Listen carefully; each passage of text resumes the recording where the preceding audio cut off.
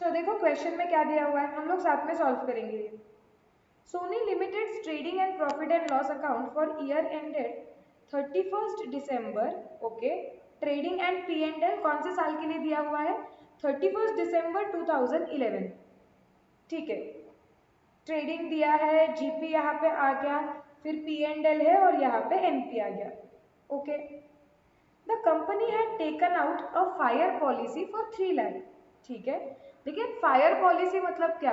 Loss of profit है या क्या? We don't know. हाँ देखो आगे ही दिया हुआ है, and a loss of profit policy for 1 lakh. तो अगर loss of profit policy 1 lakh की है तो ये लॉस ऑफ स्टॉक पॉलिसी है, फायर पॉलिसी मतलब 3 लाख की। ठीक है, इंडेमनिटी पीरियड पॉलिसी में क्या लिखा हुआ है? 6 मंथ्स लिखा हुआ है। अब वो बोल रहे हैं fire occurred on 1 April 2012 at the premises and the entire stock was gutted with nil salvage value। पूरे स्टॉक को आग लग गई है। The net quarter sales that is 1 April से 30 जून तक जो तुम्हारा सेल्स था it was severely affected. So basically April May June ये जो 3 मंथ्स है ये एक्चुअल इंडेमनिटी पीरियड है। The following are other information. Sales during the period 1 Jan 12 to 31 March 12।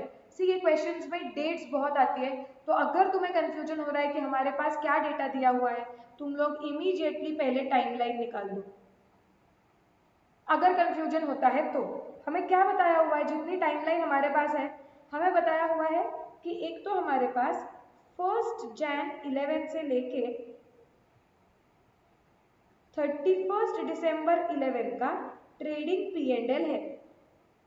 Okay, फिर और हमें इंफॉर्मेशन क्या दी हुई है कि यहाँ पे 1 अप्रैल 12 में आग लग गई और इंडेमनिटी पीरियड 30 जून तक था। सो 30 जून 12। अब इंफॉर्मेशन क्या क्या है वो प्लॉट करो। Sales during the period 1 Jan 12 to 31 March 12। Okay, तो यहाँ पे 1 Jan 12 टू 31 मार्च 12 यहाँ का हमारे पास सेल्स है। ओके, 1 Jan 12 टू 31 मार्च 12 का परचेजेस है उसी पीरियड का। ठीक है, मैन्युफैक्चरिंग एक्सपेंसेस दिए हुए हैं इसी पीरियड के।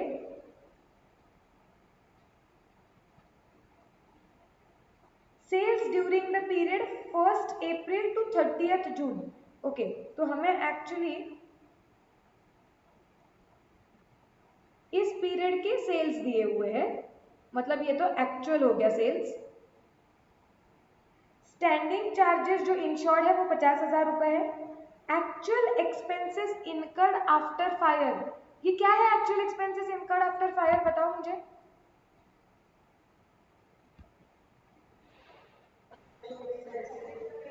राइट, ये एडिशनल एक्सपेंसेस है, तो हम लिखेंगे कि ये एडिशनल एक्सपेंस है जो हमें काम में आएगा। ठीक है, the general trend of the industry shows an increase of sales by 15%। Okay, so industry trend है कि सेल्स 15% से इंक्रीज होता है and there is decrease in GP by 5%, लेकिन जीपी 5% से डिक्रीज होगा ऐसे बोल रहे हैं क्योंकि कॉस्ट बढ़ जाएगा।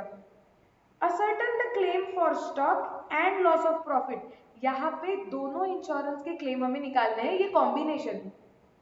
क्वेश्चन क्लियर है क्या? यस, हमने डेटा की समरी भी बना दी है यहाँ पे सॉल्व करते वक्त। अब पहले हम सोचते हैं लॉस ऑफ स्टॉक के बारे में। लॉस ऑफ स्टॉक के बारे में मुझे क्या चाहिए कि जिस दिन आग लगी, कब आग लगी है?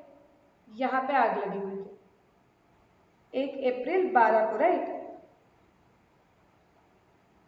हाँ, तो यहाँ पे आग लगी हुई है, तो वो उस दिन पे स्टॉक कितना था पहले हमें वो निकालना पड़ेगा। यस और नो? यस, अभी उस दिन स्टॉक कैसे निकालेंगे? 1 अप्रैल को अगर आपको स्टॉक चाहिए कितना था तो आप कैसे निकालोगे? फर्स्ट स्टेप क्या होना चाहिए मेरा?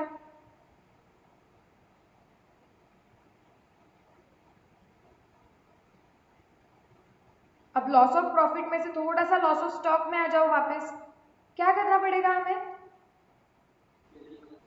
ट्रेडिंग अकाउंट बनाना पड़ेगा। कौन से पीरियड का ट्रेडिंग अकाउंट बनाना पड़ेगा?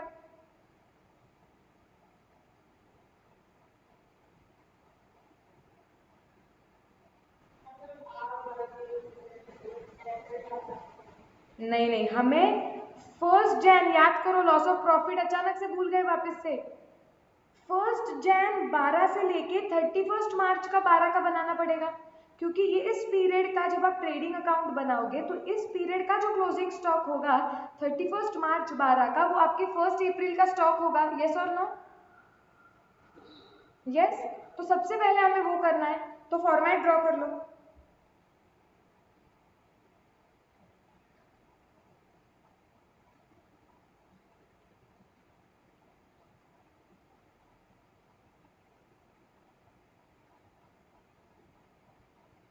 लिख लो, ये क्या है? इलस्ट्रेशन 11। क्विकली ट्रेडिंग अकाउंट बनाओ।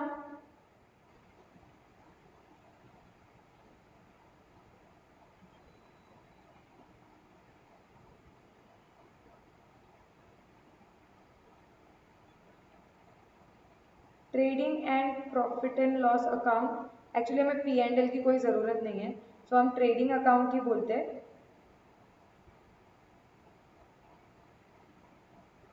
For the period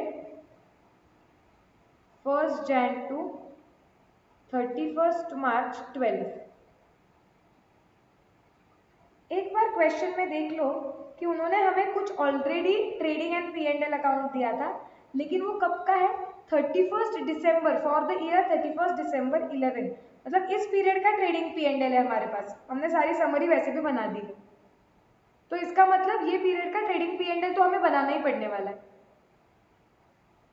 are we clear? Format draw हो गया? यस। चलो, तो हमारे पास देखो, हमने जो रेड में पीरियड मार्क किया हुआ है हमारे टाइमलाइन में, देखो वो रेड में जो मार्क किया हुआ है वो इन्फॉर्मेशन हमारे पास ऑलरेडी अवेलेबल है।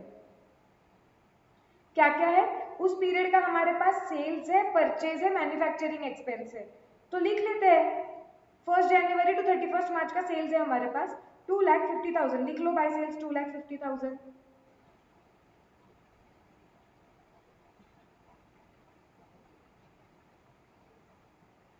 परचेजेस है,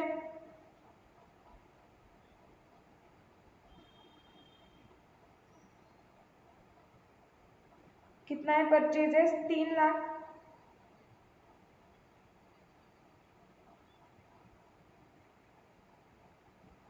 मैन्युफैक्चरिंग एक्सपेंसेस है,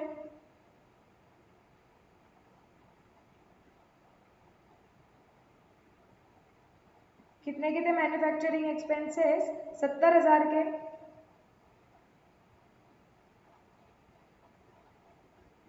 अब सोचो और कुछ है क्या? और कुछ है मेरे पास भरने के लिए इंफॉर्मेशन? ओपनिंग स्टॉक है क्या अवेलेबल?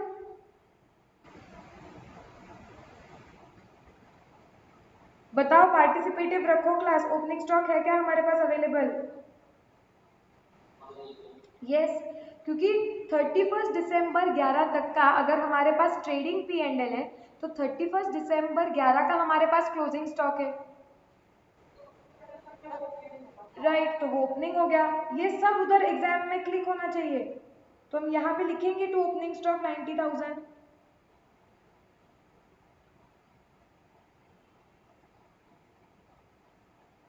अब क्या लिखे लगेगा? टू ग्रॉस प्रॉफिट लगेगा, तभी यहाँ पे by closing stock balancing figure आएगी। अब मुझे बताओ, क्वेश्चन में जीपी कहीं पे दिया हुआ है क्या?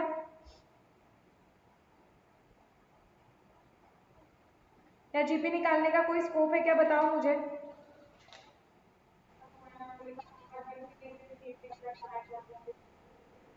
डिक्रीज बोला है जीपी में 5%, लेकिन जीपी है कितना?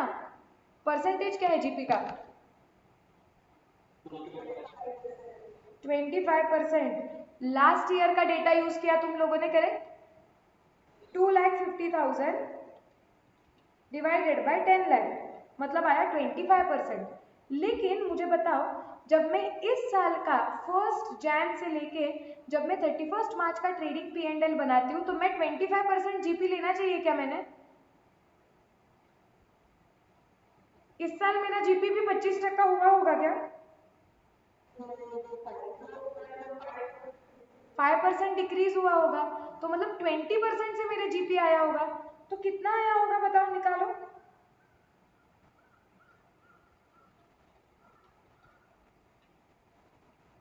कितना आ रहा है?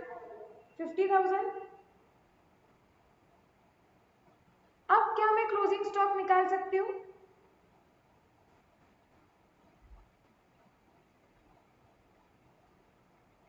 आपको एग्जाम में वर्किंग नोट में दिखाना पड़ेगा। प्लीज ध्यान रखो कि आपने जीपी कैसे निकाला। सो आप दिखाओगे वहां पे कि आपने जीपी निकाला 2,50,000 divided by 10 lakh, taking data of previous year is equal to 25%, but since there is a decrease of 5%, मतलब less 5% decrease, therefore GP for current year is equal to 20%। ये दिखाना पड़ेगा। अब निकालो, कितना आ रहा है तुम्हारा क्लोजिंग स्टॉक?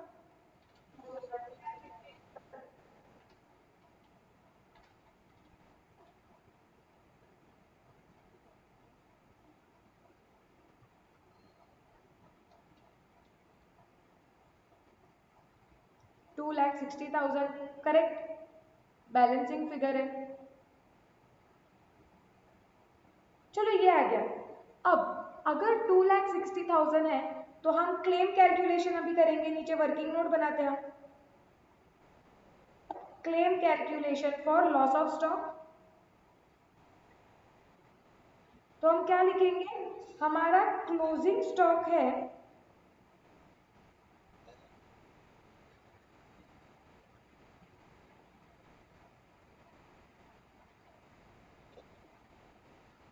31 दिसंबर, नहीं सॉरी 31 मार्च, 12 है 2,60,000, करेक्ट। अब कोई स्टॉक बच गया था क्या? सैलवेज वगैरह कुछ माइनस करूं क्या मैं? हमने क्वेश्चन में पढ़ा था, उन्होंने बोला हुआ है कि entire stock were gutted with nil salvage value, मतलब कुछ भी बचा हुआ नहीं है, तो सैल्वेज वैल्यू है ही नहीं कुछ, मतलब हमें जितना स्टॉक था पूरा का पूरा क्लेम करना पड़ेगा। लेकिन क्लेम करने से पहले हमें क्या चेक करना पड़ेगा कि हम अंडर इंश्योर्ड है या फुल इंश्योर्ड है? यस और नो?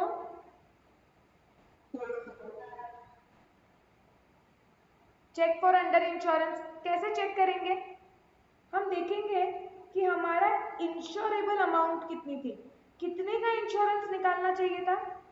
2,60,000 का, क्योंकि उतना स्टॉक हमारे गोडाउन में था उस दिन। इंश्योर्ड अमाउंट कितनी है देखो, इंश्योर्ड अमाउंट 3 लाख है। तो मुझे बताओ हम अंडर इंश्योर्ड है या फुल्ली इंश्योर्ड है? फुल्ली इंश्योर्ड है हम तो इसका मतलब एवरेज क्लॉज लगेगा क्या? नहीं लगेगा, उनको हमें पूरा देना पड़ेगा 2,60,000 का। तो हम यहाँ पे लिखेंगे कि since insured amount is higher than insurable amount,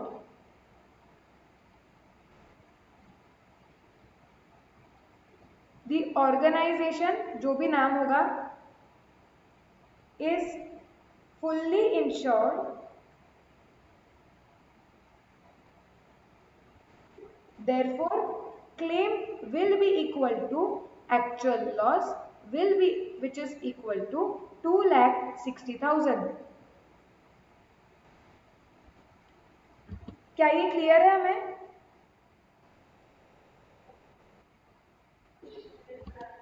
yes.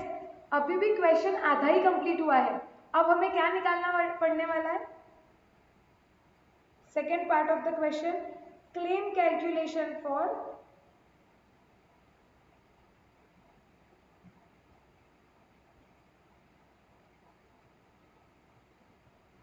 Loss of profit.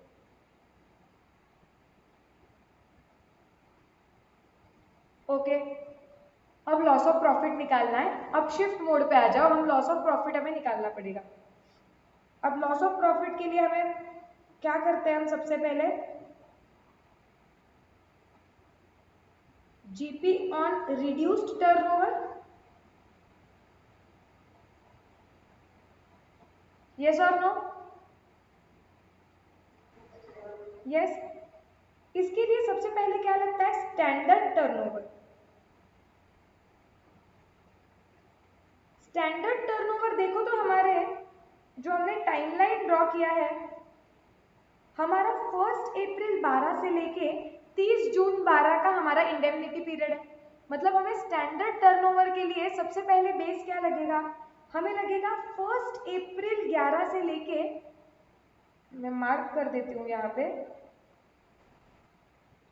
यहाँ का कहीं तो हमें 1 अप्रैल 11 से लेके 30 जून 11 का सेल्स लगेगा, यस और नो, यस। ये डायरेक्टली क्वेश्चन में कहीं दिया है क्या,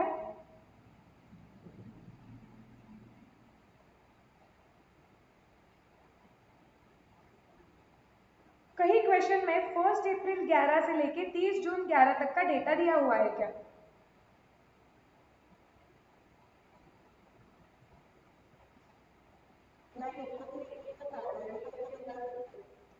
ओके, क्वार्टरली करके निकाल सकते हो ऐसे बोल रहे हो, कैसे निकालोगे बताओ?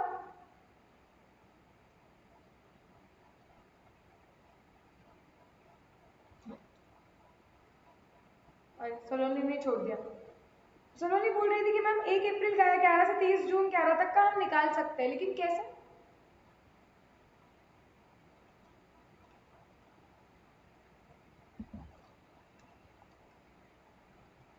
सोचो, स्टैंडर्ड टर्नओवर तुम कैसे निकालोगे?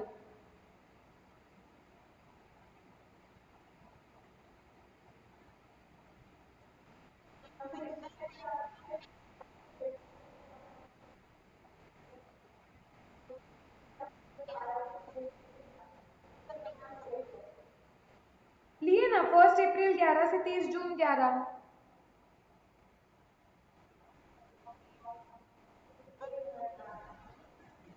सोचो 2 मिनट और मुझे बताओ।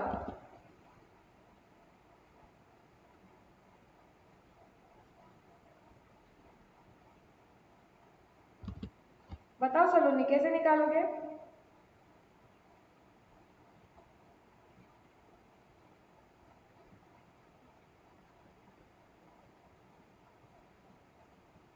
कुछ फिगर्स तो है क्या तुम्हारे पास अवेलेबल बेस करके, कुछ तो है क्या? देखो तुम्हारे पास कौन से महीने का क्या क्या डेटा अवेलेबल है।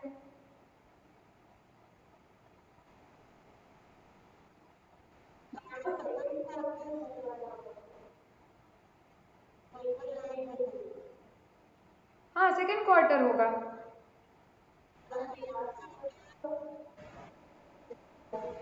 लास्ट ईयर का पूरा सेल्स हमारे पास है 10 लाख का, ट्रू। तो क्या करूं मैं?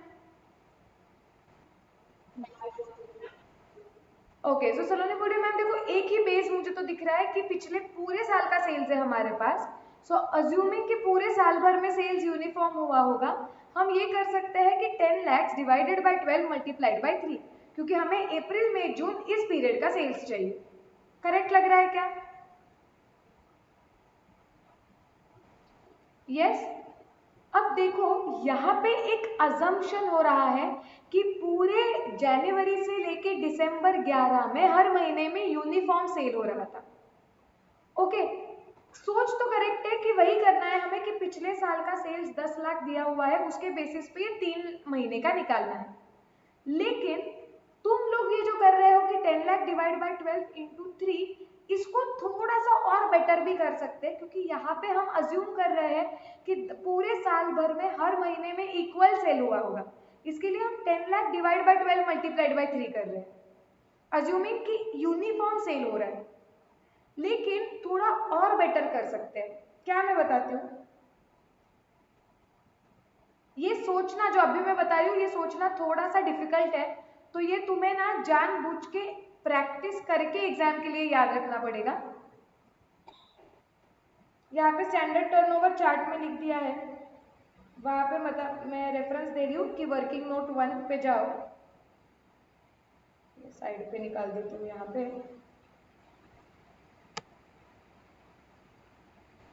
वर्किंग नोट 1 क्या है वो? Calculation of standard turnover. Okay, अब मैं बोल सकती हूँ ऐसे कि turnover for Jain to December 11 इस पीरियड का टर्नओवर है 10 लाख। अब एक इंपॉर्टेंट चीज देखो, तुम्हें वो हमारे टाइमलाइन में दिखेगी। मेरे पास 1 जनवरी से लेके 31 मार्च 12 इस पीरियड का सेल्स है। आई रिपीट, कौन से पीरियड का सेल्स बोल रही हूँ मैं? 1 जनवरी 12 से लेके 31 मार्च 12 ये क्वार्टर का सेल्स है कि मेरे पास 2,50,000। यस। और क्या मुझे ये पता है क्या कि सेल्स में एक ट्रेंड चल रहा है कि पिछले साल का जो सेल्स होगा उसके कंपैरिजन में इस साल का सेल्स 15% ज्यादा है। क्वेश्चन में दिया हुआ है the general trend of the industry shows an increase of sales by 15%। मतलब पिछले साल जनवरी से मार्च 11 में जो सेल्स होगा उसके कंपैरिजन में इस साल का जनवरी से मार्च का सेल्स ये 15% ज्यादा होगा। यस। सो क्या इस बेसिस पे मैं ये निकाल सकती हूँ क्या कि जनवरी से मार्च का महीने का इन 2011 सेल्स कितना होगा? ओके, एक ही सेकेंड रुको, एक सेकेंड।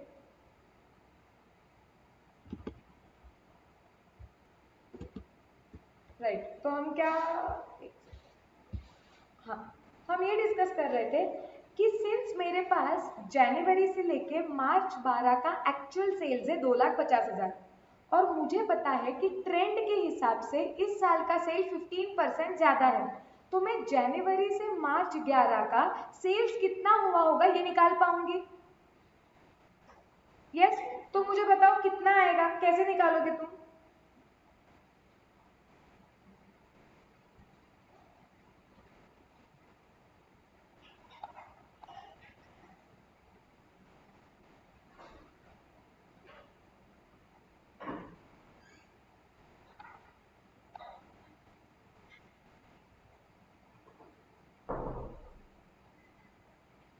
बताओ कितना आएगा?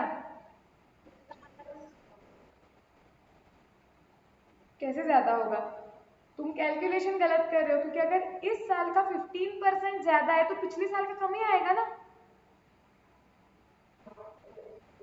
हाँ, कितना आ रहा है? तो फिगर क्या है जैन टू मार्च 11 का सेल्स का?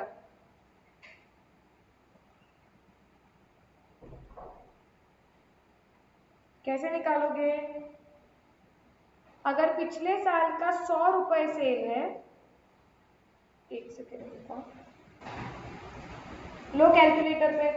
अगर पिछले, लिखो नोटबुक में, कितना आ रहा है? 9 लाख। ये कैसे आएगा? इस साल का अगर जैन से मार्च, हम सिर्फ जैन से मार्च का देख रहे हैं, अगर इस साल जैन से मार्च का सेल 2,50,000 है which is 15% higher than the last year's first quarter, तो लास्ट ईयर्स फर्स्ट क्वार्टर का सेल चाहिए हमें। लिखो Jan to March 11 suppose sales 100 था, तो जैन टू मार्च 12 का सेल कितना होगा? 115। अरे यस और नो? यस। तो वो 115 के नीचे क्या लिखोगे अभी तुम? क्रॉस मल्टीप्लीकेशन करो ना सीधा। अगर तब सेल 100 था तो अभी 115 होगा, तो अगर अभी सेल 2,50,000 है तो तब कितना था? 2,50,000 into 100 divided by 115 which is 2,17,391। Correct? Yes. अब मैंने ये क्यों निकाला? ये देखो, मैंने इसके लिए निकाला कि total sales from Jan to December 11 10 lakh. अगर मैं directly 10 lakh divide by 12 into 3 करूंगी तो बहुत जनरल डेटा मिलेगा मुझे चाहिए कि अप्रैल टू जून 11 तक का जितना ज्यादा स्पेसिफिक मिले उतना अच्छा होगा मेरे लिए, इसलिए मैंने जैन टू मार्च 11 का निकाला कि सेल्स कितना होगा. So now I know that therefore sales for April to December 11 will be equal to, पूरे साल का सेल्स 10 लाख था माइनस 2,17,391, कितना आएगा 7,82,609. करेक्ट है क्या ये? यस. अब मैं बोल सकती हूँ कि therefore now sales for, अब थोड़ा अप्रैल, थोड़ा ज्यादा स्पेसिफिक फिगर मिल गया है अभी मुझे, April to 30th June 11 will be equal to 782,609. ये 9 महीने का सेल है multiplied by 3 which is equal to 2,60,870. ये मैं वापस रिपीट करूं क्या मैंने क्या किया हुआ है प्रोसेस? यस. ओके, ये देखो अच्छी तरीके से यहां पे मैं ड्रॉ करके बता रही हूं. मेरे पास डेटा 1 जैन 11 से लेके 31 दिसंबर 11 का मेरे पास पूरा का पूरा सेल्स था. ठीक है. उसके बाद मेरे पास 1 जैन 12 से लेके 31 मार्च 12 का, इस पीरियड का मेरे पास सेल्स और सारे डिटेल्स थे. और मेरा इंडेमनिटी पीरियड है 1 अप्रैल 12 से लेके 30th जून 12. मुझे चाहिए क्या था अभी प्लीज समझो. मेरा इंडेमनिटी पीरियड है 1 अप्रैल 12 से लेके 30th जून 12. तो मुझे इसका स्टैंडर्ड टर्नओवर निकालना था. और स्टैंडर्ड टर्नओवर का मतलब होता है मुझे 1 अप्रैल 11 से लेके 30 जून 11 का सेल चाहिए था. मतलब इधर का कहीं तो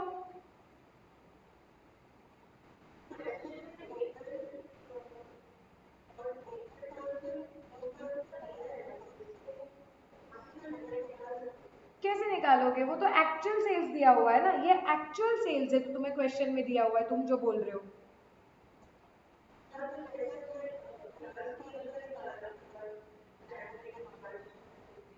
हाँ देखो, गुड क्वेश्चन.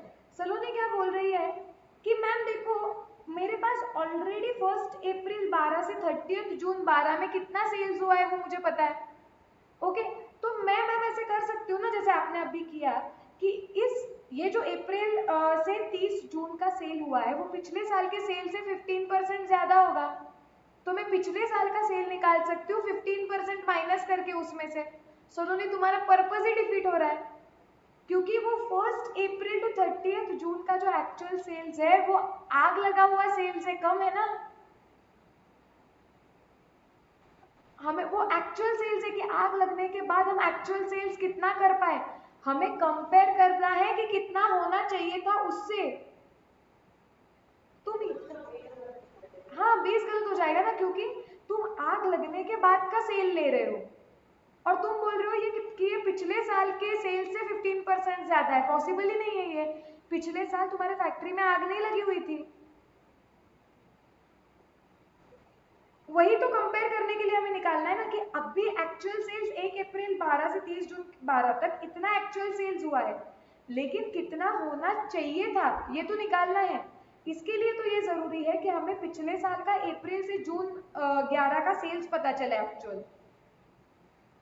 इधर तक क्लियर है क्या अभी कि क्या निकालना था? ओके. तो हमारे पास ऑप्शन क्या था कि हमारे पास पिछले पूरे साल का सेल्स था 12 लाख. तो हमारे पास बस एक ऑप्शन था कि हम ये 12 लाख को 12 से डिवाइड कर दें क्योंकि ये 12 महीने का सेल है इंटू 3 क्योंकि अप्रैल में जून और कोई रास्ता नहीं दिख रहा था, क्योंकि अप्रैल 11 से 30 जून 11 तक का स्पेसिफिक सेल्स नहीं दिया हुआ है हमें। तो हमने बोला कि हम कोशिश करते हैं कि और बेटर आंसर तक पहुंच पाए। तो हम कैसे और बेटर आंसर तक पहुंचे? तो हमने बोला कि हमारे पास ऑलरेडी 1 जैन 12 से 31 मार्च 12 इसका एक्चुअल सेल्स है 2,50,000, और हमें पता है कि ये सेल्स इस पीरियड के सेल्स से 15% ज्यादा है। तो मैंने इसमें से 15% माइनस करके इस पीरियड का एक्चुअल सेल्स निकाला कि कितना सेल्स हुआ होगा जैन से मार्च 11 में, जो हमने कितना निकाला 2,17,391। अब मुझे क्या पता चल गया कि जैन से दिसंबर 11 में टोटल सेल्स 12 लाख का हुआ, जिसमें से मुझे पता है कि जैन से मार्च में कितना सेल हुआ था -2,17,391। करेक्ट? सॉरी है ना, एक्सट्रीमली सॉरी, ये 12 लाख नहीं है, 10 लाख है, सॉरी। तो मैंने कैसे निकाला 10 lakhs माइनस 2,17,391। तो मैंने बोला इसका मतलब है कि अप्रैल से दिसंबर तक इस पीरियड तक का मतलब सेल होगा 7,82,609। थोड़ा ज्यादा स्पेसिफिक मिल गया। अब मेरे पास कोई ऑप्शन नहीं, अब मुझे ऐसे ही करना पड़ेगा कि ये 9 महीने का सेल है, तो 7,82,609 डिवाइडेड बाय 9 मल्टीप्लाइड बाय 3। तो इससे मुझे अप्रैल टू जून 11 का थोड़ा और स्पेसिफिक सेल मिल गया, which is 2,60,870। Now are we clear about this?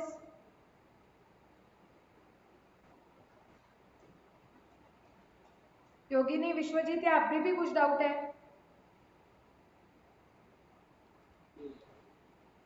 Clear? पक्का कुछ है तो बताओ, मैं वापस एक्सप्लेन करती हूँ।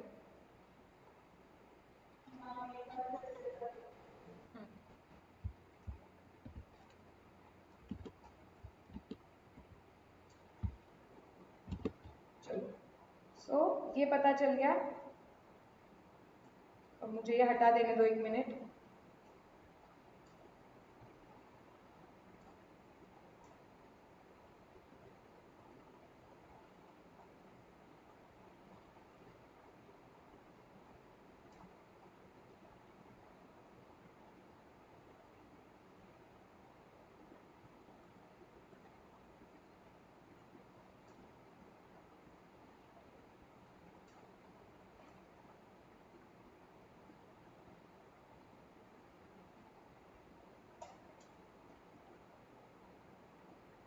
हाँ, तो अभी ये मेरा आया है sales for April to 30 June 11।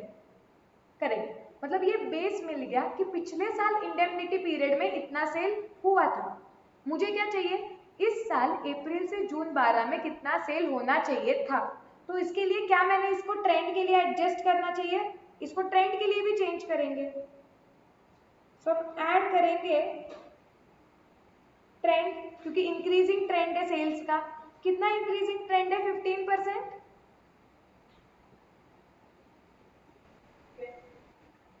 सो करो 2,60,870 प्लस 15%, 3 लाख। हाँ, वो राउंड ऑफ की वजह से आएगा।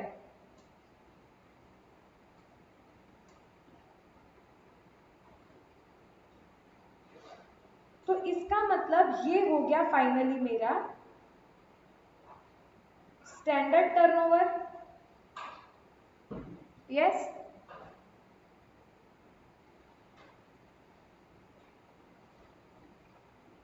यस, नो, लिख के हो गया क्या?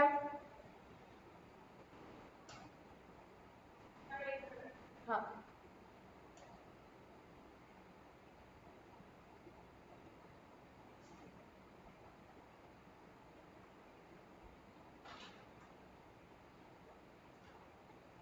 जहाँ पे भी पॉसिबल है वहाँ कैलकुलेशन लिख लो, क्योंकि एग्जामिनर को पता होना चाहिए कि कैसे आ रहा है?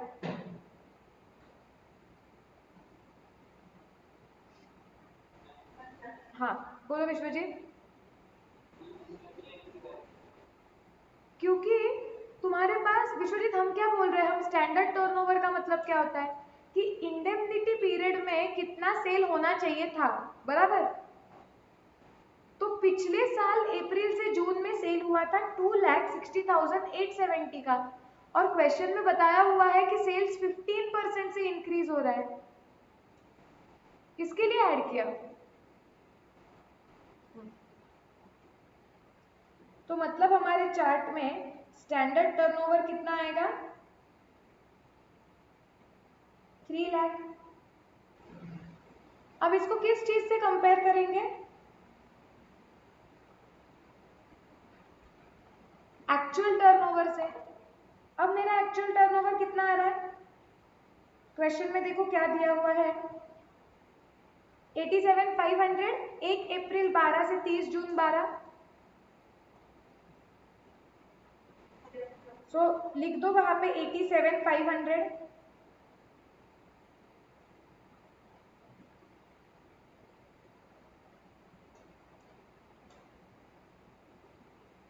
तो मेरा शॉर्ट सेल्स कितना हो गया? 3 लाख माइनस 87,500। यस, सो 2,12,500 ये मेरा शॉर्ट सेल्स है। अब जितना सेल्स नहीं हो पाया उस पर हम जीपी डिमांड करेंगे। हाँ, अब ना यहाँ पे बहुत केयरफुल रहना है। आप यूजुअली क्या करते हो, आप बोलते हो कि ऊपर ही तो मैम जीपी रेशियो निकाला था ना, हमारा जीपी रेशियो कितना था? 25%। उसमें से 5% डिक्रीज था तो जीपी 20% है, और तुम डायरेक्टली इधर 20% कर लेते हो। वेरी वेरी इंपॉर्टेंट, वो जीपी तुमने ट्रेडिंग अकाउंट के हिसाब से जीपी डिवाइडेड बाय सेल्स निकाला था, लेकिन लॉस ऑफ प्रॉफिट के केस में जीपी कैसे निकलता है? Net profit plus short standing charges divided by turnover of last year, correct? तो ये निकालना पड़ेगा। सो यहाँ पे वर्किंग नोट 2 का रेफरेंस देंगे हम। ये ऐसे नहीं लिखना होता है, W.N.2 ऐसा रेफरेंस देना होता है। सो यहाँ पे वर्किंग नोट 2 क्या बोलेंगे हम? Calculation of GP rate. हमें पिछले साल का लगेगा इसके लिए, which is equal to net profit plus insured standing charges divided by turnover of previous immediately preceding financial year.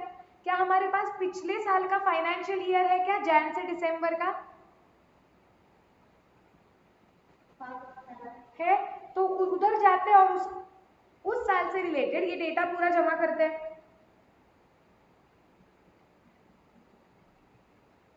हमारे पास उस साल का नेट प्रॉफिट 50,000 है, तो हम यहाँ पे नेट प्रॉफिट ले लेंगे 50,000 plus in short standing charges.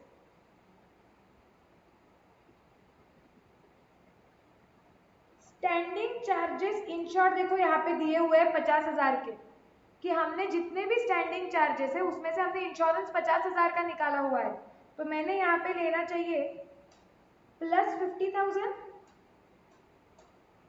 Divided by turnover of the preceding financial year. Preceding financial year का टर्नओवर कितना है? 10 लाख, पता ही है हमें। वही ट्रेडिंग पी एंड एल में से मैंने लिया हुआ है। तो बताओ मुझे तुम्हारा जीपी कितना आया? 1 लाख डिवाइडेड बाय 10 लाख, 10% आया क्या ये?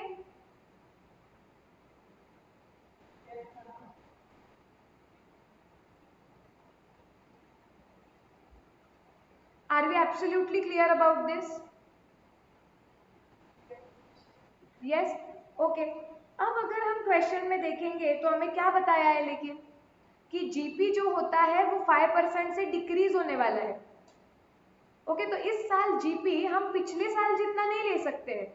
हम इंश्योरेंस कंपनी को ये नहीं बोल सकते हैं कि पिछले साल हमारा जितना जीपी का रेट था आप हमें उतना दो, उतना हमारा नुकसान हुआ। इंश्योरेंस कंपनी क्या बोलेगी, इस साल आपका प्रॉफिट पिछले साल के कंपैरिजन में 5% से लेस होने वाला है, तो हम आपको जब आपका लॉस ऑफ प्रॉफिट देंगे तो 5% कम रेट पे ही देंगे, क्योंकि इस साल आपका उतना प्रॉफिट होने ही नहीं वाला था। इंश्योरेंस कंपनी क्या बोलेगा, जब तुम्हारा इंक्रीजिंग ट्रेंड होता है तो सेल्स बढ़ाते हो, तुम हमें बोलते हो कि नहीं नहीं हमारा इतना सेल हुआ होता बढ़ के, तो वो हम मानते हैं।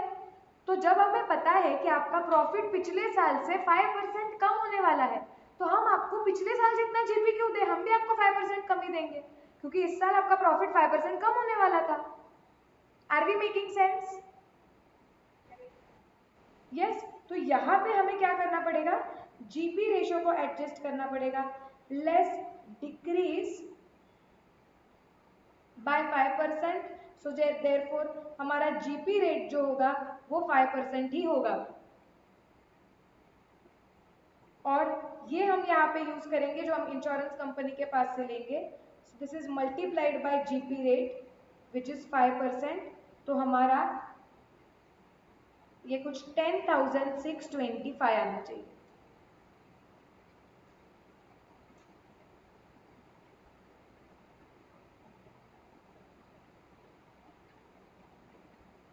Are we clear?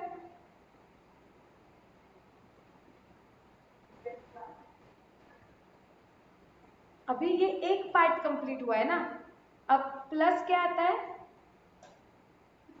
B additional cost of working,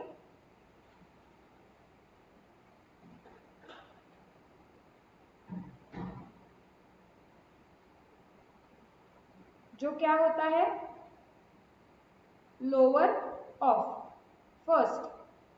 actual खर्चा कुछ हुआ है क्या, देखो क्वेश्चन में हमने मार्क किया हुआ था एडिशनल एक्सपेंस 60,000 का, तो वो हम एक्चुअल ऐसा का ऐसा ले लेंगे 60,000।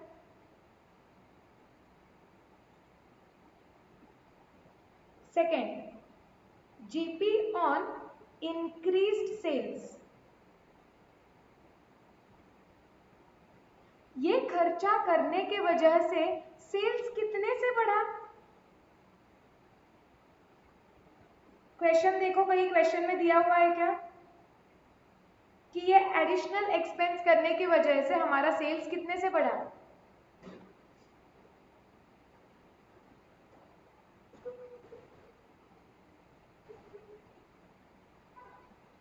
कितना 50?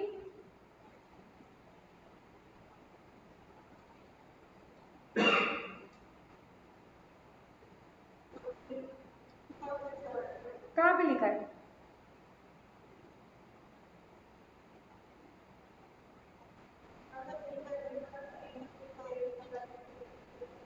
वो तो वो तो ट्रेंड है ना, the general trend of the industry shows,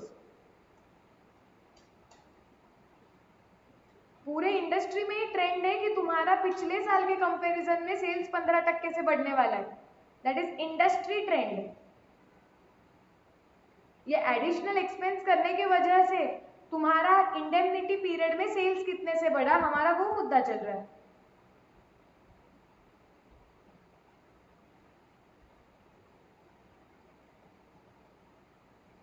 दिया है क्या कहीं भी,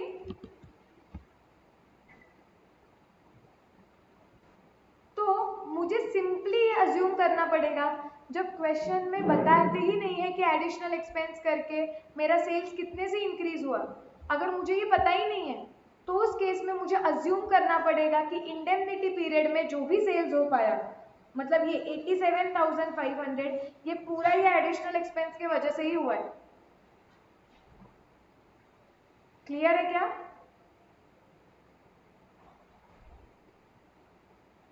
यस नो?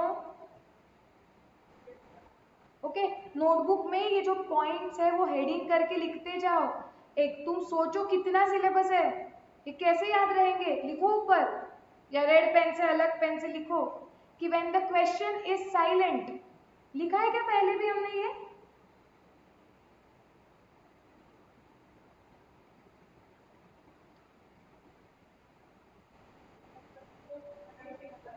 हाँ तो लिखो, अब भी लिख लो, रिवीजन के वक्त काम में आएगा, revision notes.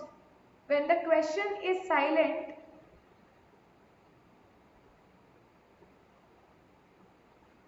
as to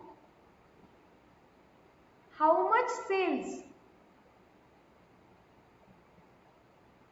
has increased because of additional expense,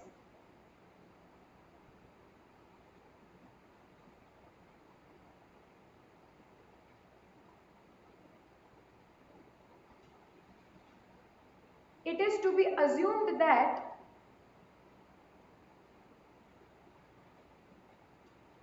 the entire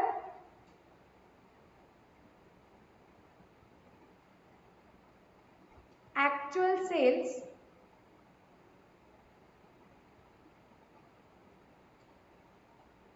during the indemnity period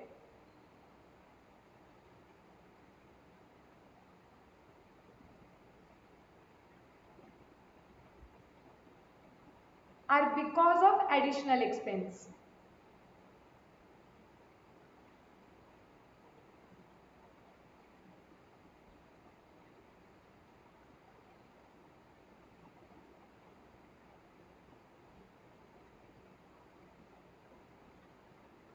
clear है क्या?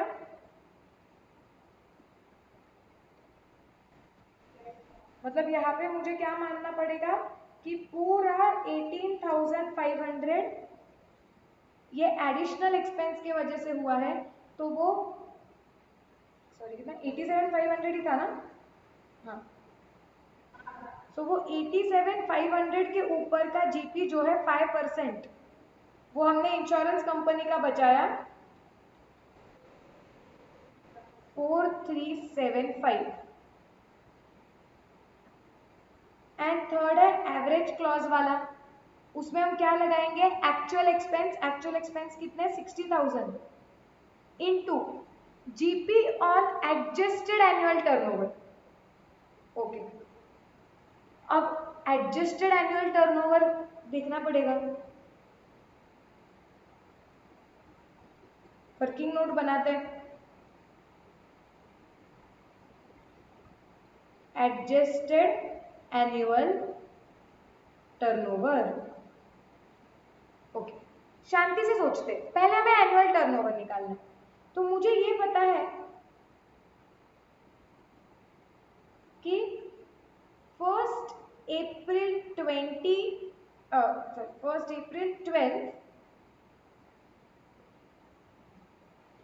से 30 जून 12 को के बीच में इंडेमनिटी पीरियड था, 1 अप्रैल 12 को आग लगी। तो मुझे इसके पीछे के 12 महीने का सेल्स चाहिए, यस और नो? मतलब मुझे कौन से 12 महीने कहाँ से चालू होंगे? स्टार्टिंग पॉइंट इसका होगा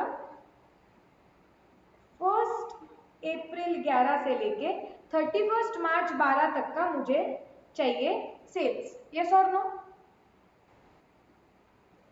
यस। अब मुझे बताओ कि क्या ये मेरे पास है, ये मैं कैसे निकालूं? तुम मुझे बताओ, क्या क्वेश्चन में डायरेक्टली दिया है क्या?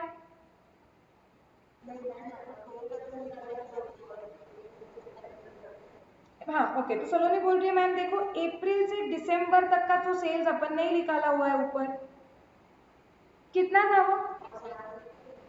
7,82,609, राइट। और ये आगे के पीरियड का जैन 12 से मार्च 12, 2,50,000 दिया हुआ है ये क्वेश्चन में। तो मैम एनुअल टर्नओवर तो निकल गया है, उसका लोड मत लो। सो देयरफॉर एनुअल टर्नओवर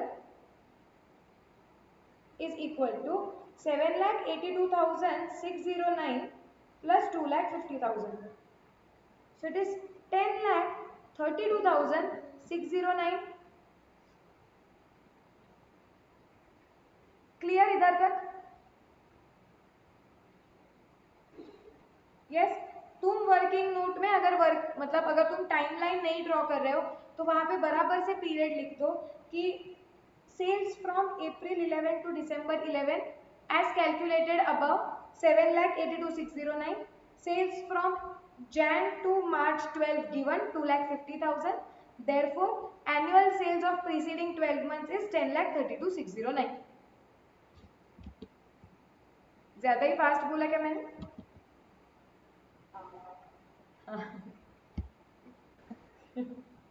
कुछ नहीं, बस ऐसे ही लिख दो. April 11 to December 11 टर्नओवर था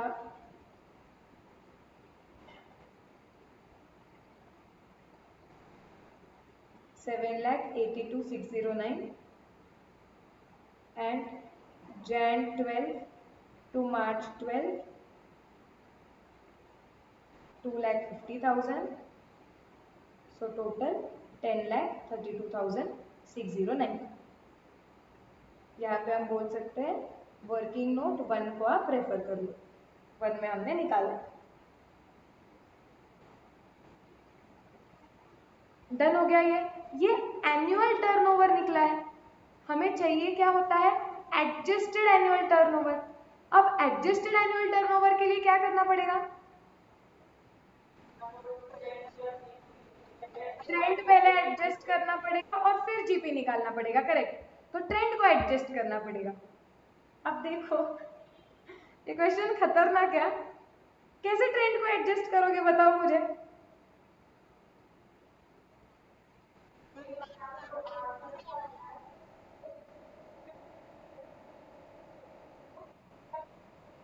हाँ, उसमें ऐड करेंगे मैम 15% और फिर उस पे जीपी निकालेंगे 5%. खाली फुकट डराओ मत मैम. ओके. सो सी नाउ हम अब तक ऐसे ही करते आ रहे हैं. अब जब मैं तुम्हें एक्सप्लेन करूंगी तो ज्यादा डरो मत. सिर्फ सी ना please understand logically we have been doing this only कि पिछले 12 महीने का हम सेल्स लेंगे और हम क्या करेंगे, एडजस्टेड चाहिए तो हम उसे ट्रेंड पे एडजस्ट कर देंगे.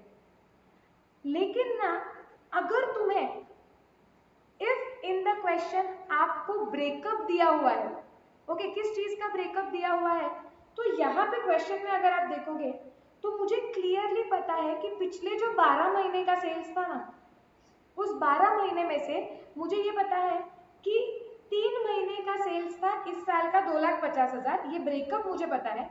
और पिछले साल के 9 महीने का सेल्स था 7,82,609.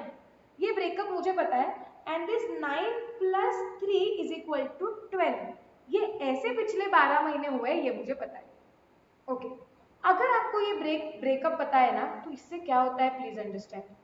उन्होंने बोला है कि पिछले साल के कंपैरिजन में, ओके, पिछला साल क्या था, जैन टू दिसंबर. उन्होंने बोला था कि पिछले साल के कंपैरिजन में आपका इस साल जो ट्रेंड है, मतलब आपका सेल्स 15% से बढ़ेगा. अब मुझे बताओ कि ये जो आपके पास डेटा है जैन 12 से मार्च 12 का 2,50,000, क्या ये एक्चुअल डेटा है? क्या इसमें ऑलरेडी ट्रेंड एडजस्ट हो चुका है 15% का?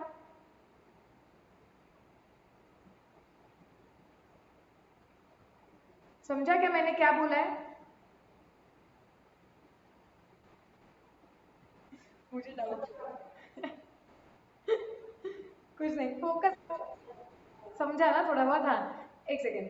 सो मैं वापस रिपीट करती हूँ, फोकस हाई रखो. हमें बताया गया है कि पिछले 12 महीने का आप सेल्स लो, जो हमने निकाला कि 9 + 3. ये चार्ट देखो अपना, 9 + 3. अब मुझे बताओ ये जो +3 जैन 12 से मार्च 12 का जो सेल्स हमने लिया हुआ है इस साल का 2,50,000, isn't it already adjusted for trend? पिछले साल के कंपैरिजन पे वो 15% इंक्रीज होके आया हुआ है. तो अब आप वापस 2,50,000 पे क्यों 15% ऐड करोगे? फिर आप बोलोगे कि मैम अब तक तो अपन ने ऐसे किया नहीं.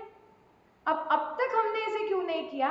अब ना ये थोड़ा सा प्लीज अंडरस्टैंड कि ये थोड़ा एग्जामिनेशन लाइफ के लिए याद रखने जैसी चीज हो गई. लॉजिकली तो ये ऐसा करेक्ट नहीं है. लॉजिकली आपने पूरे पे ही ऐड करना चाहिए, क्योंकि अब तक हम ऐसे ही करते आ रहे हैं कि पिछले 12 महीने का जो भी सेल्स है हम फ्लैट उस पे ट्रेंड ऐड करते हैं. We have been doing this in institute questions. तब हमने कभी नहीं सोचा कि इसमें से 3 महीने का तो ट्रेंड एडजस्टेड है, पिछले 9 महीने का एडजस्टेड नहीं है. ये हमने कभी सोचा नहीं। लेकिन अब एग्जामिनेशन लाइफ के लिए ये चीज तुम्हें थोड़ी याद रखनी पड़ेगी कि अगर तुम्हें एनुअल टर्नओवर दिया हुआ है और एनुअल टर्नओवर में अगर तुम्हारे पास ब्रेकअप है कि इस साल का कितना सेल्स है और पिछले साल का कितना सेल्स है, तो आपको ये चेक करना पड़ेगा कि क्या इस साल का सेल्स ऑलरेडी एडजस्ट करके आया हुआ है क्या। जैसे इधर 2,50,000 ऑलरेडी ट्रेंड के लिए एडजस्ट करके आया हुआ है, तो टेक्निकली हमने सिर्फ वो 9 महीने का जो सेल्स है पिछले साल का, उस पे 15% ऐड करना चाहिए। Are we understanding this? Yes. तो प्लीज यहाँ पे मैं लिख रही हूँ, वर्किंग नोट में हम लिखेंगे एडजस्टमेंट फॉर ट्रेंड, और कितना लूंगी मैं 7,82,609, इसका 15% सिर्फ,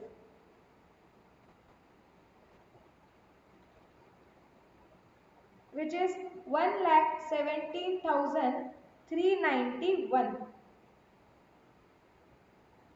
और आपका therefore एडजस्टेड एनुअल टर्नओवर आएगा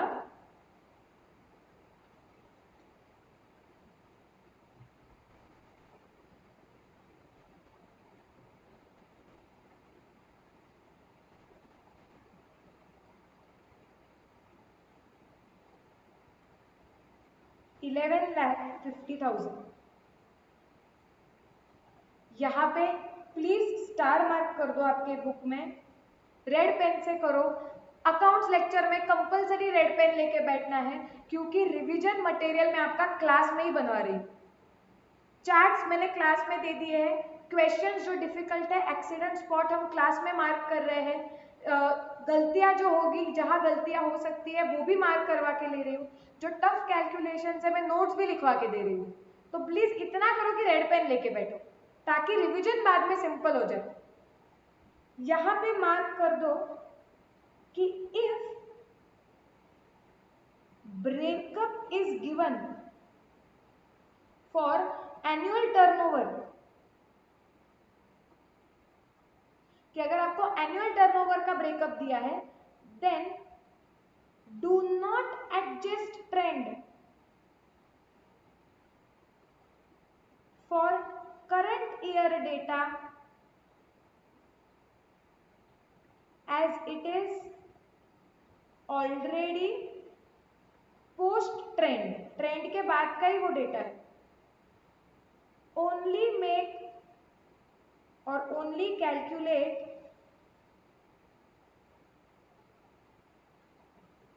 ट्रेंड इंक्रीज और ट्रेंड एडजस्टमेंट, नॉट नेसेसरी हमेशा इंक्रीज होगा,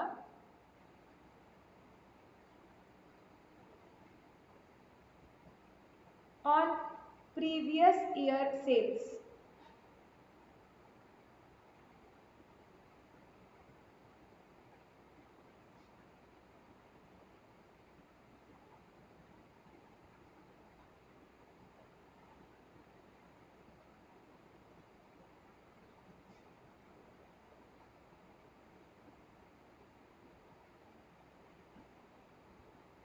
ओके, और अब हम इधर लिखेंगे नीचे जीपी ऑन अबाउ 5%,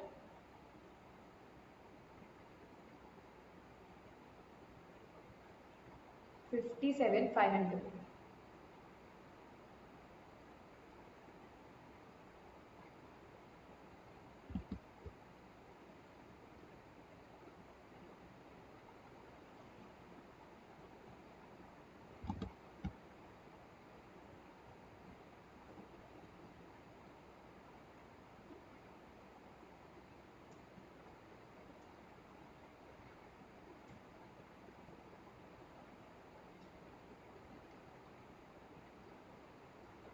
आ गया क्या इधर तक? Yes, okay. अब ये सब किसके लिए निकाला था, जाओ अपने चार्ट पे, कि 60,000 इंटू फॉर्मूला क्या होता है, जीपी,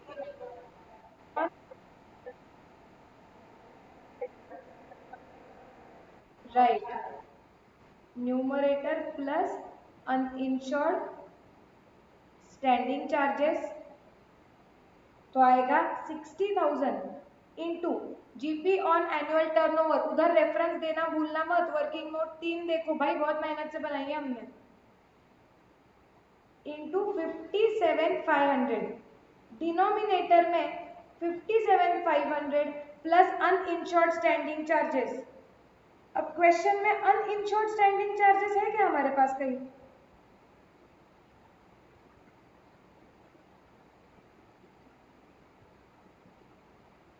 बताओ कुछ अनइंश्योर्ड स्टैंडिंग चार्जेस है क्या?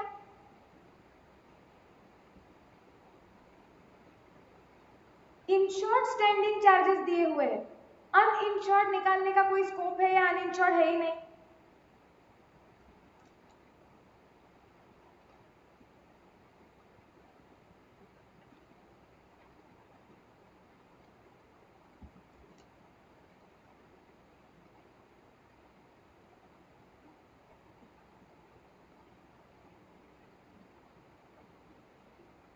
ये देखो 10,000 कैसे? नहीं, पिछले साल का डेटा देखो। हम क्या बोलते हैं, हमने जीपी रेशो कैसे निकाला था कि हमारा नेट प्रॉफिट पिछले साल का 50,000 है, प्लस उन्होंने ही बताया हुआ है कि स्टैंडिंग इंश्योर्ड स्टैंडिंग चार्जेस 50,000 के। तो ऐसे करके हमने जीपी रेशो निकाला था 1 लाख डिवाइडेड बाय 10 लाख।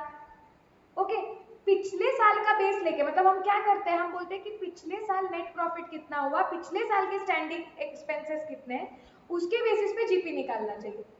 अब पिछले साल का अगर तुम P&L देखोगे तो मैंने 50,000 नेट प्रॉफिट, ठीक है वो मुझे पता है क्या है। अब मुझे बताओ P&L देख के मुझे बताओ कि हमारे स्टैंडिंग एक्सपेंसेस कौन से थे? एडमिनिस्ट्रेटिव चार्जेस आग लगी फिर भी इनकर करने पड़ेंगे। यस तो मतलब लॉजिकली मैंने 80,000 एडमिनिस्ट्रेटिव एक्सपेंस का इंश्योरेंस लेना चाहिए था। ये स्टैंडिंग एक्सपेंसेस है। उसके बाद मैंने सेलिंग एक्सपेंसेस क्या होते हैं, नहीं किया तो भी होंगे क्या, इनका स्टैंडिंग है क्या ये? नहीं, ये स्टैंडिंग नहीं है, तो ठीक है ये स्टैंडिंग है नहीं। फाइनेंस चार्जेस वो लगेंगे तो प्लस 1 लाख। अब टेक्निकली मेरा 1,80,000 ये स्टैंडिंग चार्जेस होते, उसमें से मैंने इंश्योरेंस कितने का निकाला? 50,000 का। मतलब क्या मैं ये बोल सकती हूँ कि 1,30,000 के मेरे अनइंश्योर्ड स्टैंडिंग चार्जेस है? करेक्ट। सो यहाँ पे हम लेंगे कि प्लस 1,30,000। यस और नो? अब निकालो कितना आता है।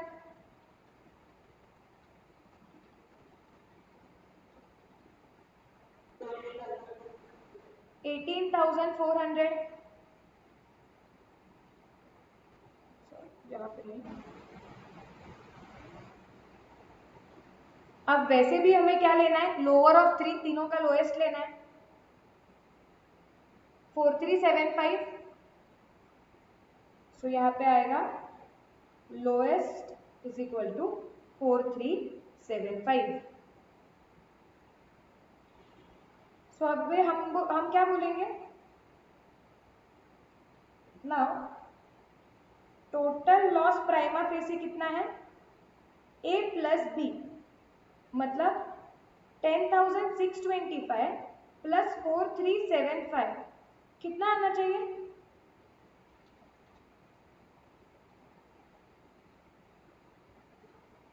15,000 आ रहा है क्या?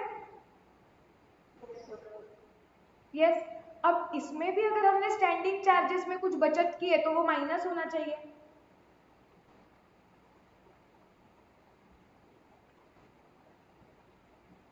है क्या कुछ बचत? देखो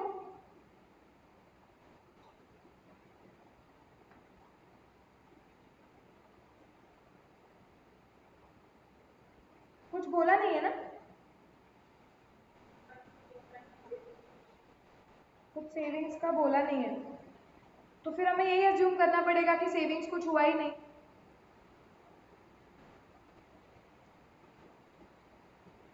तो मतलब हमारा एक्चुअल लॉस कितना हुआ है? 15,000। अभी क्या चेक करना पड़ेगा, अंडर इंश्योरेंस है या नहीं। तो हम लिखेंगे चेकिंग फॉर अंडर इंश्योरेंस। पहले लिखेंगे सम इंश्योर्ड। सम इंश्योर्ड कितना है वो तो क्वेश्चन में होना ही चाहिए, 1,00,000। तो यहाँ पे लिख देते हैं कि सम इंश्योर्ड तो भाई 1,00,000 है।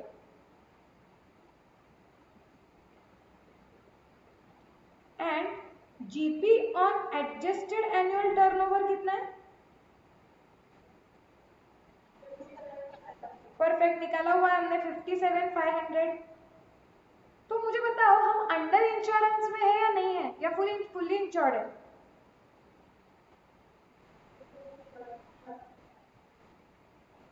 फुल्ली इंश्योर्ड है क्या, देखो।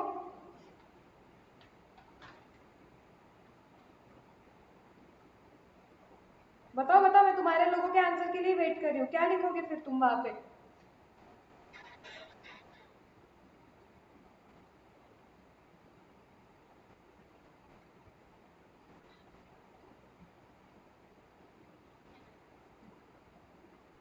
बताओ क्या लिखेंगे? फुल्ली इंश्योर्ड है, तो हम यहाँ पे लिखेंगे since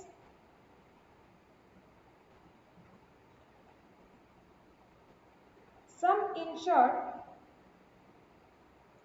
is greater than GP on adjusted annual turnover is equal to fully insured. We are fully insured, correct? So therefore average clause applicable होगा क्या? नहीं होगा। तो claim amount will be equal to actual loss. Yes, so claim amount will be equal to 15,000. अब directly summary बना देते हैं हम यहाँ पे कि हमारा जो लॉस ऑफ स्टॉक है उसका क्लेम अमाउंट कितना है जो ऊपर हमने निकाला हुआ है, एंड लॉस ऑफ प्रॉफिट का कितना है। लॉस ऑफ प्रॉफिट का तो हमें पता है 15,000 है, और ऊपर जो हमने वर्किंग किया था लॉस ऑफ स्टॉक का हमारा कितना आया था, 2,60,000।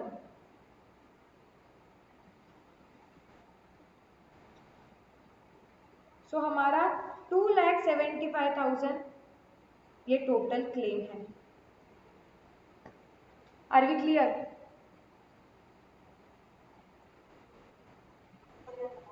Yes, okay. एक बार शांति से रिवाइज करते हैं कि ये सम में इंपॉर्टेंट नई चीजें क्या देखी, क्योंकि ये सम भयंकर बड़ा था। हम कब से यही सम कर रहे हैं, more than an I guess 1 घंटा हम ये सम कर रहे हैं, कंप्लीट 1 hour 10 minutes। इसको मॉड्यूल में मार्क कर दो 5 स्टार। इसमें बहुत सारी नई चीजें देखी है। क्विकली एक बार रिवाइज करते हैं कि हमने ये क्वेश्चन में क्या क्या देखा था। कहाँ से चालू होता है क्वेश्चन? हाँ, हमें सबसे पहले क्या बताया है कि दोनों पॉलिसी है, यहाँ पे लॉस ऑफ स्टॉक भी है, लॉस ऑफ प्रॉफिट भी है। फिर अभी तो फिगर्स भी तुम्हें डेट्स भी लर्न हो गए होंगे। 1 अप्रैल को आग लगी थी और हमारे पास 1 अप्रैल 12 को, तो हमारे पास जैन 12 से लेके मार्च 12 का डेटा था। तो उसके बेसिस पे हमने ट्रेडिंग अकाउंट निकाला ताकि हमें क्लोजिंग स्टॉक मिलेगी 31 मार्च 12 का। वहां पे कोई नई चीज दिखी थी क्या कैलकुलेशन में? तो नई एज सच कुछ नहीं थी। ग्रॉस प्रॉफिट अवेलेबल नहीं था जो हमने पिछले साल के डेटा से लिया, पिछले साल के ट्रेडिंग अकाउंट से निकाला और उसे 5% से डिक्लाइन किया। ऐसे करके हमारा क्लोजिंग स्टॉक आ गया। यहाँ पे बड़ा सिंपल था कि यहाँ पे हमने चेक किया कि 2,60,000 हमारा लॉस हो गया है, कोई सेविंग्स नहीं हुई थी, सैलवेज नहीं हुआ था, इसलिए वो माइनस नहीं किया। और सिंस हमारा इंश्योरेबल अमाउंट के कंपैरिजन में सम इंश्योर्ड ज्यादा था तो हम फुल्ली इंश्योर्ड थे एंड इसके वजह से हमने बोला कि हमारा जितना भी एक्चुअल लॉस हुआ है वो हमें मिलेगा। यहाँ पे लॉस ऑफ प्रॉफिट थोड़ा सा अलग था। लॉस ऑफ प्रॉफिट में सबसे पहले हमें क्या निकालना था, हमें निकालना होता है हमेशा शॉर्ट सेल्स कितना हुआ, जिसके लिए हमें निकालना पड़ेगा स्टैंडर्ड टर्नओवर। तो स्टैंडर्ड टर्नओवर में हमें पता चल गया था कि हमें अप्रैल 11 से जून 11 का सेल्स चाहिए था। सिर्फ प्रॉब्लम ये था डायरेक्टली दिया हुआ नहीं था वो, तो हमने बोला कि हमारे पास पूरे साल का डेटा अवेलेबल है, हम directly 10 lakh divide by 12 into 3 कर लेते हैं। लेकिन और एक्यूरेसी लाने के चक्कर में हमने क्या बोला कि इस साल का जैन से मार्च 12 का एक्चुअल सेल्स है जो पिछले साल से 15% ज्यादा है, तो हमने पिछले साल का जैन से मार्च 11 का सेल्स निकाला ताकि हमें अप्रैल से दिसंबर का और एक्यूरेट सेल मिले 11 का, और उसे डिवाइड बाय 9 मल्टीप्लाई बाय 3 से हम कर पाए। तो इससे हमने क्या सीखा कि अगर आपको करस्पॉन्डिंग पीरियड का सेल्स ज्यादा अवेलेबल नहीं है तो तुम्हें जो क्वेश्चन में अवेलेबल डेटा है उससे वो निकालना पड़ेगा। प्रेफरेबली डायरेक्टली 12 महीने के सेल्स को डिवाइड बाय 12 मल्टीप्लाई बाय 3 मत करो और एक्यूरेसी की तरफ जाओ। तो ऐसे करके हमने वो निकाल दिया। एक बार हमें स्टैंडर्ड मिल गया, एक्चुअल से हमने वो कंपेयर कर दिया, एक्चुअल से कंपेयर करने के बाद शॉर्ट सेल्स आ गया, फिर शॉर्ट सेल्स को जीपी से मल्टीप्लाई करना है। और एक इंपॉर्टेंट चीज हमने देखी कि घाई मतलब जब when you are in rush तो लॉस ऑफ स्टॉक का जो जीपी रेशियो होता है वही यहाँ पे यूज नहीं करना होता है, क्योंकि यहाँ पे जीपी हमारा क्या होता है net profit plus insured standing charges divided by turnover, और उसे हमने वापस एडजस्ट किया 5% डिक्लाइन के लिए, तो ये 10,625 निकल गया। फिर जो वर्किंग जो हमारा कॉस्ट था इंक्रीज्ड कॉस्ट ऑफ वर्किंग उसमें हम लोअर ऑफ 3 लेते जिसमें हमने एक्चुअल लिख लिया था। ओके उसके बाद हमें क्या लेना था कि जीपी ऑन इंक्रीज्ड सेल। और एक इंपॉर्टेंट चीज हमने एग्जामिनेशन पॉइंट ऑफ व्यू से देखी कि अगर क्वेश्चन बताता नहीं है कि इंक्रीज्ड कॉस्ट ऑफ वर्किंग के वजह से हमने कितना सेल्स किया है तो इंडेमनिटी पीरियड का पूरा सेल्स ही ये खर्चे की वजह से हुआ है वो अज्यूम करते, तो वो हमने यहाँ पे ले लिया। उसके बाद हमें निकालना था GP on adjusted annual turnover. हमने एनुअल टर्नओवर पहले 12 महीने का पीरियड आइडेंटिफाई किया क्योंकि वो रेडीमेड क्वेश्चन में दिया हुआ नहीं था, फिर हमने वो 12 महीने का पीरियड 9 प्लस 3 महीने का सेल्स निकाल के एनुअल टर्नओवर निकाल दिया। और एक एग्जाम पॉइंट ऑफ व्यू से इंपॉर्टेंट चीज यहाँ पे हमने क्या देखी कि अगर करंट ईयर का तुम्हारे पास ऑलरेडी एनुअल टर्नओवर में सेल्स आ रहा है, ये स्प्लिट तुम्हें दिया गया है एनुअल टर्नओवर में, तो वो ट्रेंड के लिए ऑलरेडी एडजस्टेड होता है, तो तुम्हें सिर्फ पिछले साल के सेल्स को ट्रेंड के लिए एडजस्ट करना होता है एनुअल एडजस्टेड एनुअल टर्नओवर निकालने में। फिर हमने उस पर जीपी निकाला।